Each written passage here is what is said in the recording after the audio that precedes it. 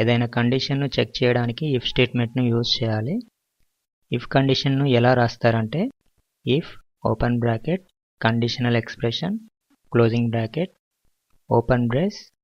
ఒకవేళ condition true అయితే ఆ స్టేట్మెంట్స్ ఇందులో రాసి క్లోజింగ్ బ్రేస్ ఇవ్వాలి.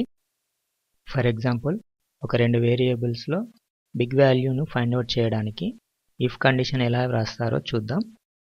ముందుగా ఇంటీజర్తో రెండు వేరియబుల్స్ను డిక్లేర్ చేయాలి. a = 10 b = 20.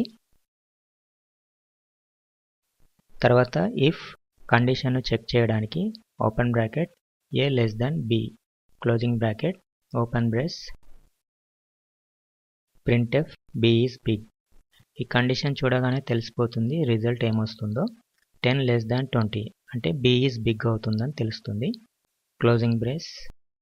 కంపైల్ చేసినప్పుడు ఏమైనా ఎర్రర్స్ వస్తే రెక్టిఫై చేసుకోవాలి.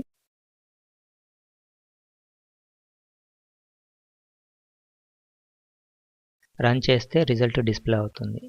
ఒకవేళ ఏ వాల్యూ b వాల్యూ కంటే పెద్దదైతే అప్పుడు ఎల్స్ స్టేట్మెంట్ను ఇవ్వాలి.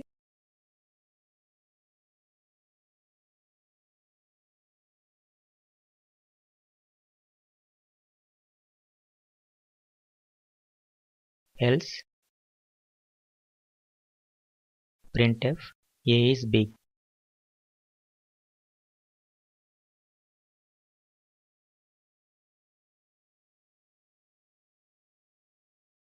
ఇప్పుడు ఏ వాల్యూ మార్చి రన్ చేస్తే a is big అని డిస్ప్లే అవుతుంది.